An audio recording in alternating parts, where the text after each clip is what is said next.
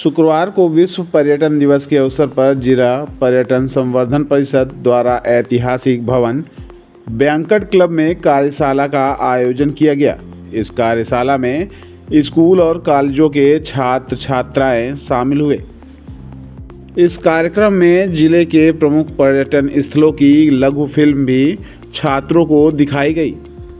कार्यक्रम के दौरान कलेक्टर प्रतिभा पाल ने कहा कि रीवा में धार्मिक पर्यटन, ऐतिहासिक पर्यटन तथा प्राकृतिक पर्यटन की असीम संभावनाएं हैं। देश के सबसे सुंदर जलप्रपातों में 6 जलप्रपात इसी क्षेत्र में हैं। Maharaja Martand Singh white tiger safari Mukundpur में हजारों पर्यटक सफ़ेद बाघ के दीदार के लिए आते हैं। हाल ही में इसमें वर्ल्ड एवरी का शुभारंभ किया गया है। रीवा प्राकृतिक और ऐतिहासिक पर्यटन स्थलों से समृद्ध है। कलेक्टर ने कहा कि हम जब भी किसी पर्यटन स्थल पर जाएं तो उसे साफ सुथरा रखने का प्रयास करें।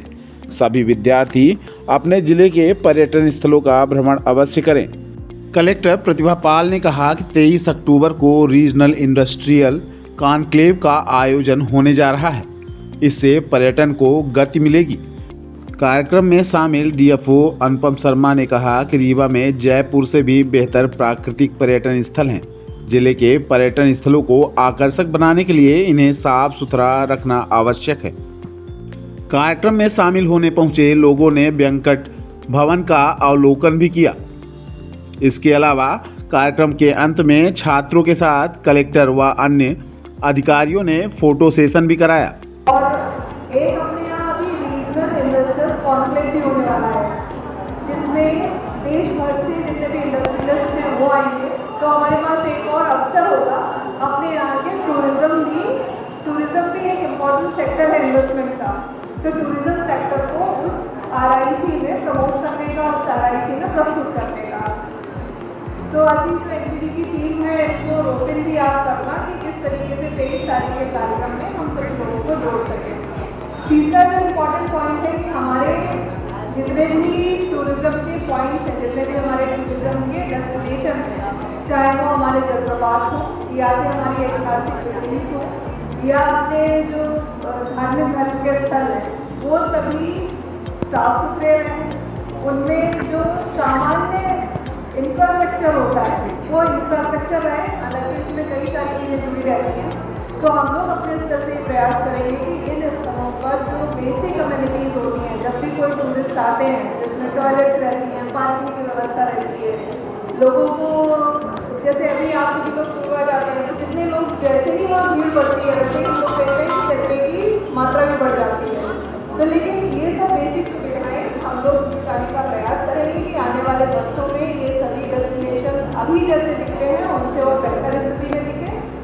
बैंक्वेट भवन के बारे में एक विषय जरूर आप लोगों में बैठे हुए हैं, सब लोग चिंता करते हैं इस चीज़ की।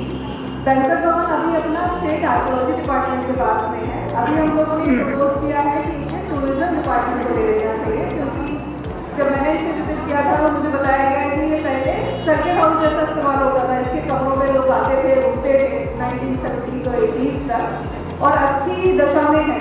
जब किसी चीज़ का इस्तेमाल होने लगता है तो वो उसका डिले का जो रेट है वो कम हो जाता है, क्योंकि लोग रहते हैं, व्यवस्था बनती है। तो हम लोग ये प्रयास करेंगे कि बैंक्वेट भवन भी सही हाथों में जाए, इसका सही उपयोग हो, सही रखरखाव हो, ताकि ये जो मुख्य धरोहर जो बिल्कुल शहर के बीचों बीच है उसका अधिक से अधिक लोग उपयोग ले सकें। और जब लोग आते हैं, इतिहास की चीज़ों से जुड़ते हैं, तो वो अन्य चीज़ों से भी जुड़ते हैं।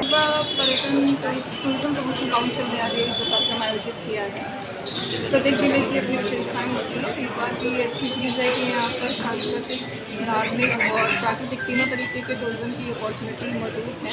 हम लोगों ने आज ये चर्चा भी की है और आने वाला जो रीजनल इंडस्ट्री कॉन्क्लेव है उसमें भी हम लोग जो रीवा की टूरिज्म संभावनाएं हैं उनको प्रदर्शित करने का प्रयास करेंगे। और जो अपने यहाँ के टूरिज्म के स्थल हैं उनमें किस तरीके से पब्लिक फैसिलिटी मुहैया कराई जाए, इस संबंध में भी अधिकतर कई सारे अपने जो टूरिज्म के डेस्टिनेशन हैं वो वन विभाग के साथ में वन विभाग उनमें लगातार काम भी कर रहा है। तो इस तरीके से संबंधित प्रयासों से और इनको कितना बेहतर बनाया जाए इसका हम लोग